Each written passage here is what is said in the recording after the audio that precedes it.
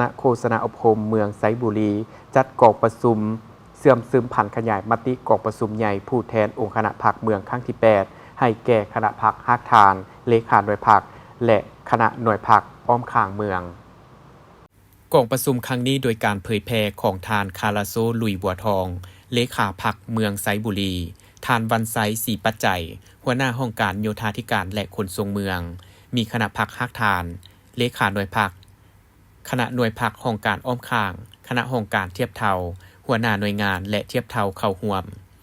ในกองประชุมทานคาราโซลุยบัวทองก็ได้ผ่านเอกสารมติของคณะบริหารงานศูนย์กลางพรรคฉบับเลขที่ 05 ทับคบสพลงวันที่23 กันยายน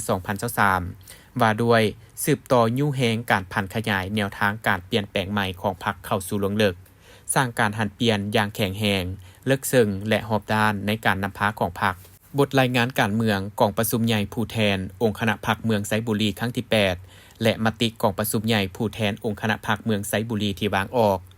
จากนั้นสหายวันไซศรีปัจจัยก็ได้ผ่านเอกสารแผนพัฒนาเศรษฐกิจสังคม 5 ปีองค์คณะพรรคเมือง 5 ปีครั้งที่ 8 ตื่มอีกการเผยแพร่เสื่อมซึมเอกสารที่สำคัญในครั้งนี้ก็เพื่อเฮ็ดให้คณะพรรคฮักทานเลขาหน่วยพรรคคณะหน่วยพรรคคณะห้องการและเทียบเท่าหัวหน้าหน่วยงานและเทียบเท่ารับรู้เข้าใจและกำแน่นมติกองประชุมใหญ่ครั้งที่ 8 ขององค์คณะพรรคเมืองไซบุรีที่ได้รับรองในมติกองประชุมเป็นต้น